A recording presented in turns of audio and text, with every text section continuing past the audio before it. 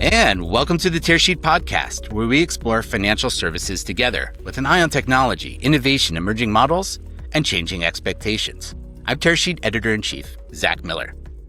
And digital banking has become the largest branch of modern banking, yet most banks and credit unions still aren't approaching these experiences with a product mindset. They're managing digital channels the way they've always managed technology, as IT projects, rather than products that need constant refinement based on how customers actually use them. Today, I'm joined by Anthony Ianniciello, VP of Product Management at Q2, and Trisha Price, Field Chief Product Officer at Pendo. Anthony has spent his career helping financial institutions evolve their digital strategies, while Trisha brings cross-industry perspective on how companies leverage behavior data and analytics to build better products.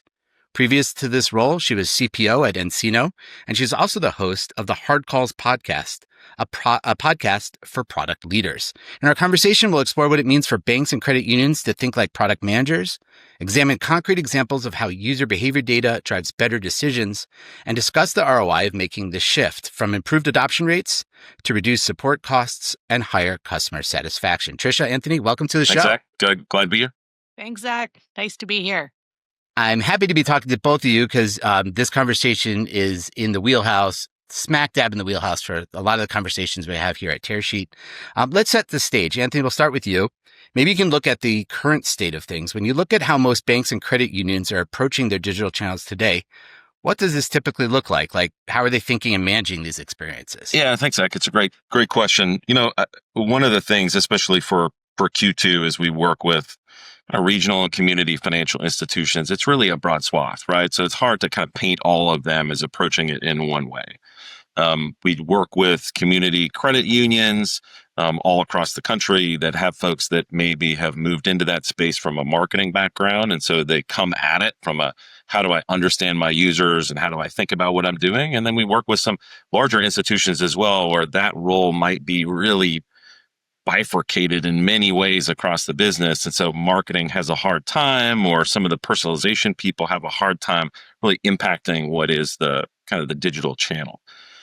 There's a quote, though, across the board that I like, and if I might quote it wrong, so forgive me, but I think it was Christine Berry from Dados that said, banks sell rails and fintech sell outcomes.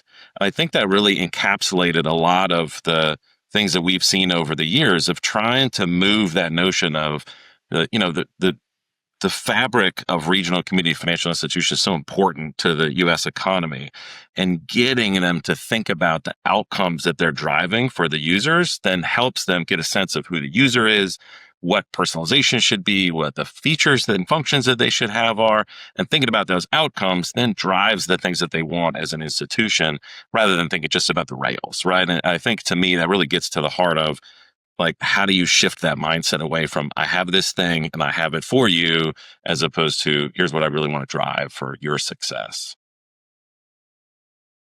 Anthony, I totally agree about the maturity and the need to move to more outcomes focused versus project or feature factory kind of concept. I see so many FIs treat digital experiences, upgrade to their systems as a project, not as an outcome of what their institution needs and what their users are trying to do and what the job to be done for their users are. It's very much like, hey, we need to get this project done.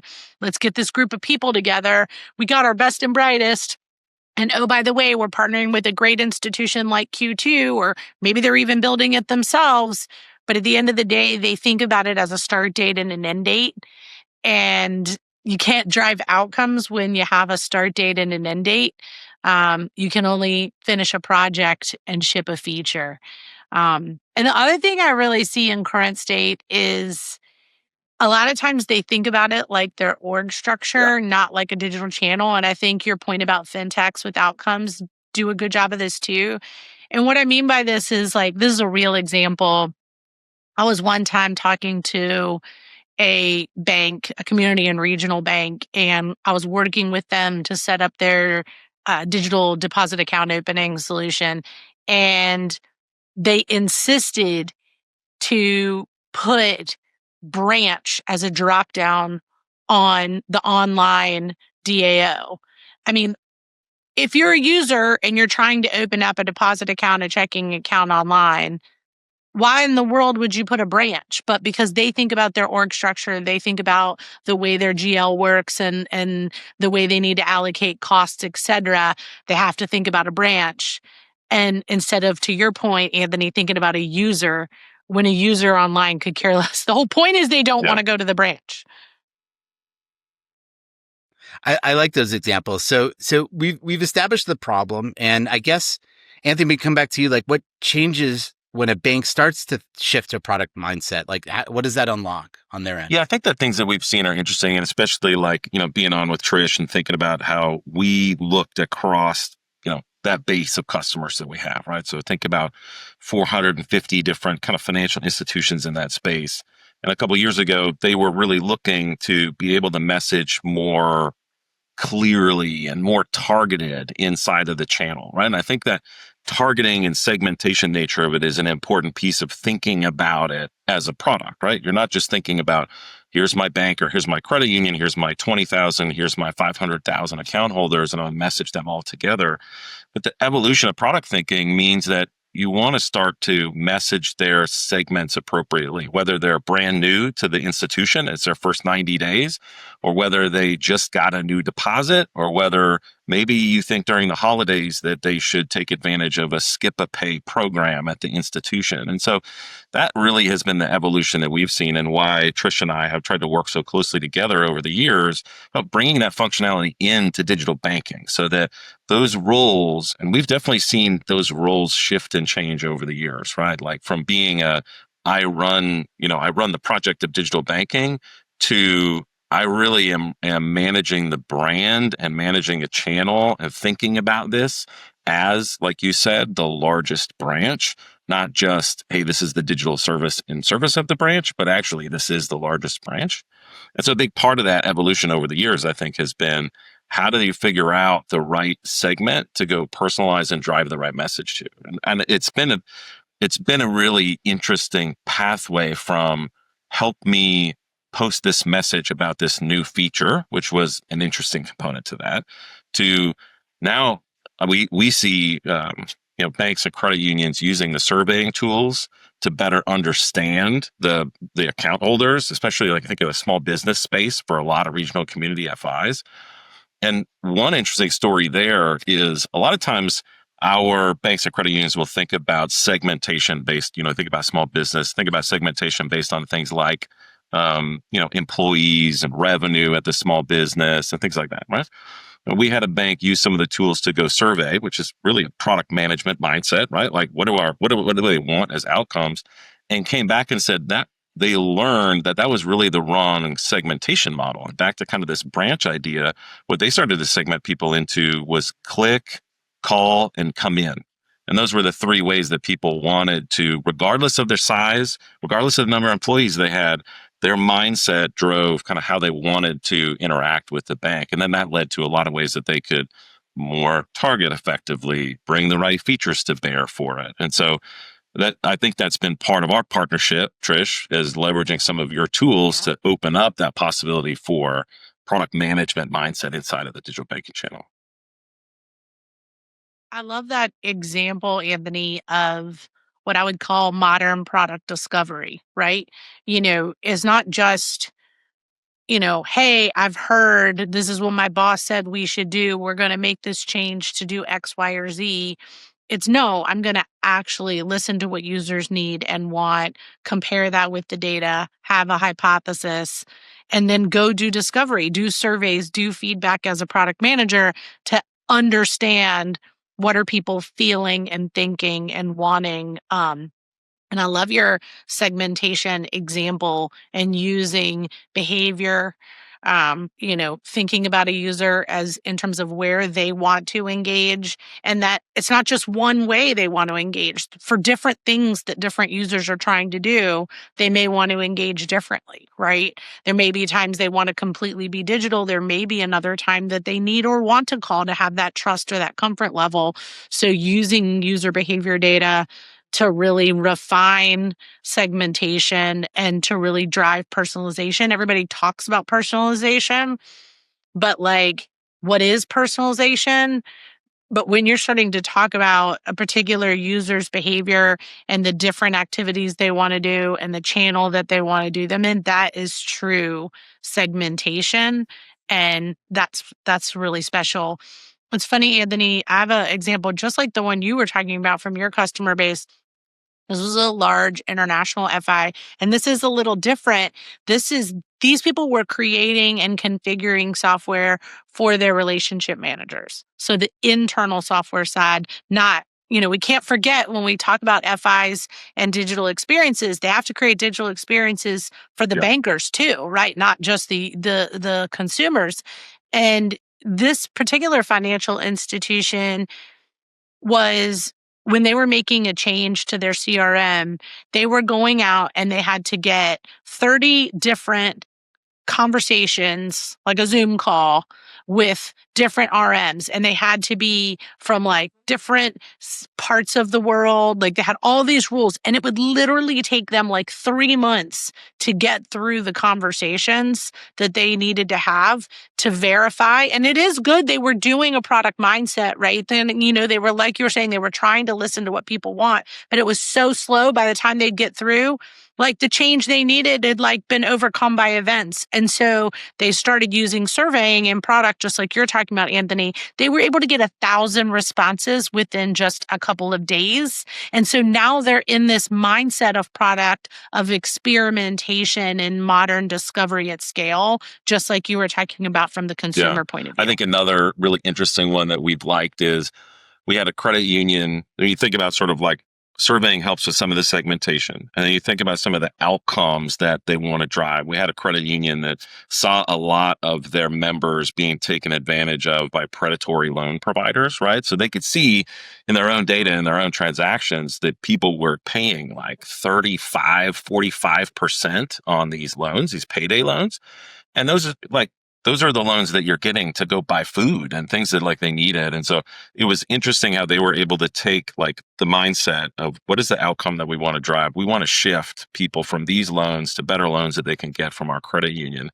And so the thing that we see too is it's not just like managing the channel, but also managing the partnerships that they can bring to the channel and then figuring out the right people to target, to bring the right messaging to move them. And so they were able to do that and segment down to, hey, here's the 6,500 people that really matter that are paying these loans. Here's the messaging that we can go bring because we can target to them. Here's the link that we can provide them over to move from using that service to using this service. And they made a huge difference to the community that they were in just because they could kind of think about how's this data, to your point, kind of help me personalize a little bit and segment and then drive the outcome that they were trying to get to of get people moved, right? So you still got to get into the channel like you're talking about, get the right message there and get them moved onto the new service. And so it's like that thinking about, hey, I'm not just selling Rails, I'm selling an outcome. How do I get either survey or internal data to help me know who I should go target? And how do I use the digital tools to target those people with the right message and get them kind of moved in the direction that we want them to go? Yeah, Anthony, please. Oh, sorry. Go ahead, Zach. Well, I didn't mean to cut you off. Please go ahead, Trish. No, I was just going to say, like, it's great when you're talking about outcomes. It's really easy when people are focused on outcomes to focus on the outcomes of their institution, meaning the bank, the credit union. But I love how you're sort of mixing and matching the outcome that's good for the financial institution, which also what's a good outcome for the actual consumer. Because, if they're able to get a loan that they can actually afford with a more reasonable interest rate for the basics of their day-to-day life, it's better for them. But it's also the bank being able to either cross-sell their own product or some of their partnerships products. And so it feels like that's nice to not only think about outcomes as the outcome for the FI only. Yeah, absolutely. That's a really good point. And I was going to say something similar, so I'm glad you brought that up, Trisha. When we have conversations like this, like shifting to a product mindset, thinking about outcomes here on the podcast, one question we inevitably have to address is like, what's the ROI on that? Like, how does this move the needle? Right? It sounds good. Sounds like there is an evolution to get there, but I'd be curious from either of you, if you can share a client success story with real metrics around it, like define the problem, define how they approached it, and maybe, put some quantitative stuff around about the outcomes. Trisha, you want to take that one first?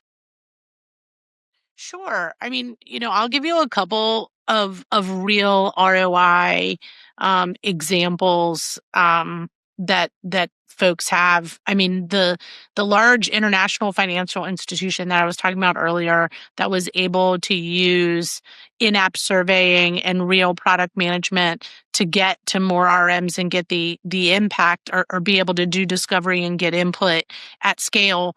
They actually doubled their interactions in their CRM, doubled.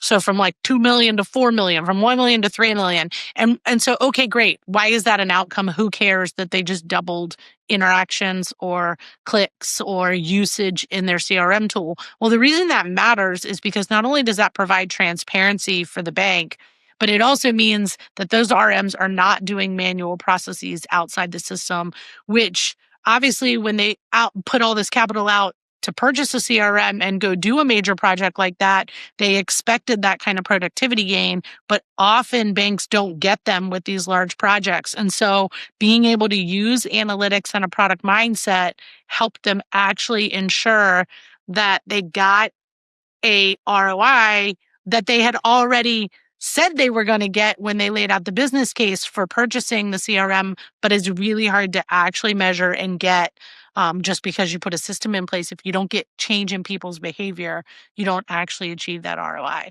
So I think that's one interesting example I've seen. I think kind of along those lines, I think about some of the stories, like fraud's a big one, right, in this space. And, part of a product mindset is also, back to what we're talking about, like caring for the account holder, caring for that user, as well as what it matters for the financial institution, right? Like your best goal is like best of both worlds, right? To bring those things together. And we've seen with a couple of our customers just using some of the segmentation tools to identify those customers that are most likely to have a fraud event or be susceptible to a phishing scam or a romance scam. And then using the tools to put messaging in front of those people when they log into digital banking and say, hey, did you know, have you thought about if this ever happens? And we have reports from them talking about that stopping over $1.2 million in attempted fraud, right? Just seeing those things drop down and starting to get calls from customers like, hey, I didn't understand that. I didn't know that, where they can actually like help guide them through, especially different people in their life stage that might not understand how some of those tools work. And so that's a real, like any dollar that you save on the fraud side saves many dollars, right, on the backside of how a financial institution has to deal with that. I think some of the other things that we've seen in kind of using tools like we're talking about that help message to customers. Also, when new features launch and new products come out, that product mindset about how do I educate people about it has really flipped the script in a lot of ways, where for me as a digital banking provider, I want to bring new products to bear. The financial institutions that we work with can now kind of pre-communicate with their customers about that change happening, right? And so this model of a couple of years ago where, hey, there's a big change, let's ramp up our CSRs and our call center because everybody's cheese is going to move and we're going to get a bunch of calls about it, now has really flipped to they feel far more empowered to move their organization quicker through that change. And they put a communication plan together about here's what's happening, here's a video, here's a link to our public site. Then when the change happens, it's sort of like a non-event in a good way, right? They just get the benefit out of it rather than feeling like their institution has to ramp up for the change. And so that's been a big, and that has an ROI impact as well, right? That's like they're no longer like they're much faster and they're no longer having to staff at the level that they feel like they had to. Anthony, I've seen a very similar use case that drove real ROI when you've got M&A, when you've got a bank buying another bank, and then typically when you do that, you may or may not have a digital banking migration as well. But even if you don't have a digital banking migration and somehow lucky enough the two financial institutions were on the same system, there's still some changes in configuration and products and all of that. And both analytics as well as in-app messaging, especially like the whole onboarding process and when you're onboarding that many users at scale all at the same time, that is a massive expense and project undertaking for FIs.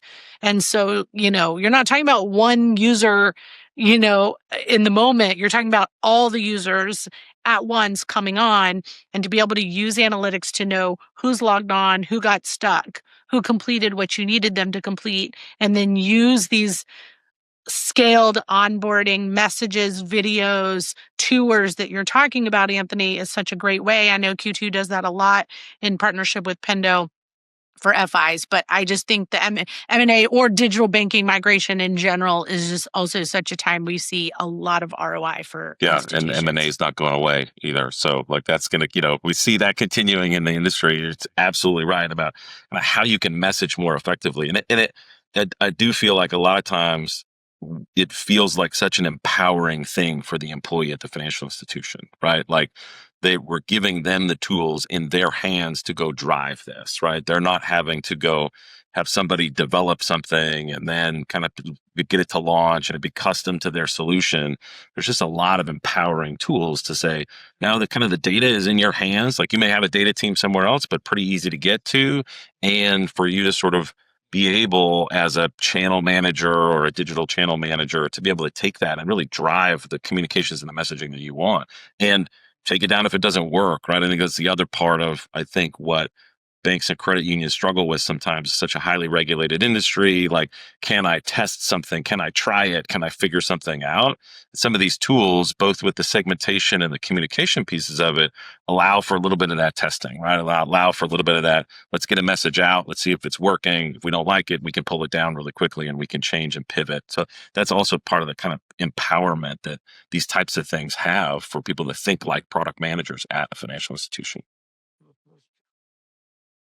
So this may not come as a surprise to either of you, but I don't think we've had a podcast in the past 18 months where we haven't spoken about AI and its impact on financial services. So we're going to do that here. We're going to keep the tradition going. We've been talking about AI and personalization, and we're even getting to a point where we're talking about, agentic AI, which I think is the next realm. But I'm curious what each of you think. Like, where do you see it playing a role in helping FIs actually deliver on this product-led approach? Yeah, I think it's interesting. And Trish probably has some good points about it because I think they've really thought deeply about kind of the tooling that allows for a product manager to approach the world that way. I think on our side, we think a lot about obviously the back office and sort of like how we empower folks, like we're talking about the banker, to function on our platform more effectively, right? With some of the tools that we can bring to bear today. I think that, we see the challenge that a lot of folks are having at a financial institution that's like, hey, I'm super excited that you are invested in all of these AI tools, but I'm not so sure I want to use those AI tools or bring those to my account holder because of the kind of compliance and regulation and have to work through all of the components to that. So we trying to find the right balance of bringing those things to the account holder. I also think we're entering an era where context is kind of king in some of these LLM solutions, and that's going to be an interesting model for financial institutions to think about, right? Is it the LLM inside of digital banking or is it digital banking inside of the LLM? Like that question, I think is going to be really interesting to solve. But we think a lot about, so like I'll hand it to Trish, but like on the platform side of it, a lot of it is how we get the right sort of partnership ecosystem of data together that then allows for it not just to be siloed. Here's my credit score provider, here's my digital banking provider, here's my loan provider, here's my small business cash flow solution for mid-market, here's my small business cash. But how does all that come together in one data ecosystem so that some of this segmentation can work together? And then that allows for laying some of these agentic and AI solutions on top of it, where it's just more informed. And it's not the financial institution that has to bring together all of those data points, but us as platform, Q2 as a platform provider can really bring that sort of foundational intelligence layer to bear. But Trish, I know you guys are thinking pretty deeply about the tooling associated with this. You know, I think about AI as two things. One, as product people, how can we incorporate AI into our products, into the digital experiences that we are creating?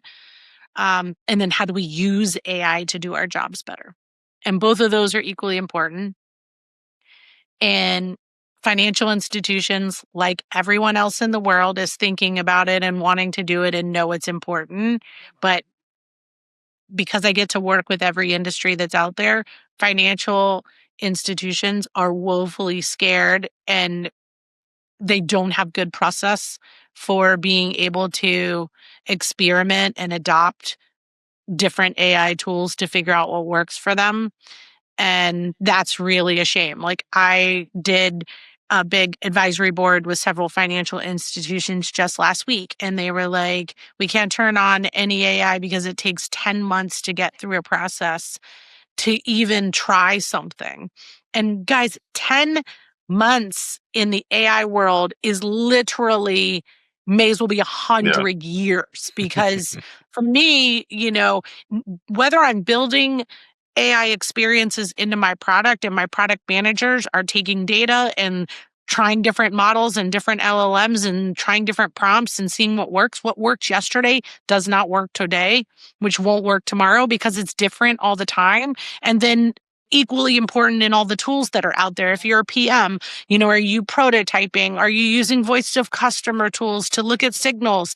Literally, they're just advancing so fast. And I think this is like just such a shame. And I think for the financial industry to meet customer and industry expectations and not get disrupted, they've got to solve this. And yes, safety matters and trust and privacy, and you should only engage with partners that meet your expectations.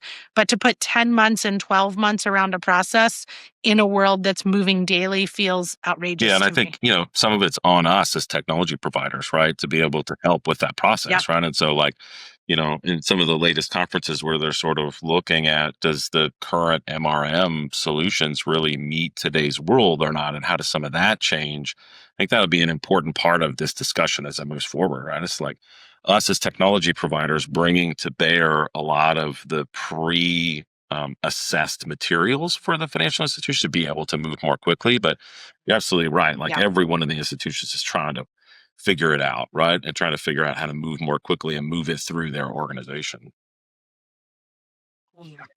I'd like to double click on that point. It sounds like what this requires is really organizational change. That's true whether we're talking about digital transformation or whether we're talking about like really being able to get this product mindset that we're talking about here. Yeah. What does it take, I guess, to make an impact at the organizational level? I think the thing that we've seen over the last few years, because even like digital banking products and ours are specifically, we've really aimed at moving it from, like we've talked about, just this kind of here's your digital banking product, to here's really a composable piece of software, a composable platform that now you can go target with. And one of the things that we've seen over the years is just the three silos in the organization of the IT team, the marketing, and the digital banking channel management. And those three things used to be able to function relatively separately from each other and work on, in the same way we're talking about 10 months, work on hey, every quarter we'll build a plan and we'll get to you the next thing that you need from the IT team. And the financial institutions that are working really well together, and a lot of times will preach this, it's like, you need to get those three roles today working together. So whether or not that means that you need to elevate and reorganize inside your institution, or you just need to get them to plan their experiences together, because it really is about like taking the tools that we have and building the next best experience for that account holder. And you can only do that when the people that are thinking about what's the right marketing messages and what's our KPIs associated with what we're trying to drive in the next quarter are working with the people that have the tools for their digital banking channel, that are also working with the people that are going to do the integrations and open up the firewalls and all of the things that need to happen to make it happen. And so, just like when you think about the way that fintechs approach the world, like, those things are all built together. Those use cases are all brought together so that the software is in line with the marketing messages, in line with the outcome that they're trying to drive. And that's the silos we see most predominantly that have to be broken down. As I'm always advocating, like, bring your VP of marketing or your director of marketing to the table, because they understand the messages that they want to get out, but also bring along the technology folks, because there's a lot of capabilities for you to unlock with, like, I'd like to do this more than ever before. That can be done. You just have to know what you're going to go accomplish together. I think the one piece I'd add very specific to product management and to the original conversation we had about flipping from features and projects to outcomes is the biggest change is trust and empowerment. It is very hard for financial institutions to not be top down and to be able to articulate, here's what your roadmap is for the Yeah. next 18 months. Well, you can't be outcome focused if top down is driving what a roadmap is for a digital project, right?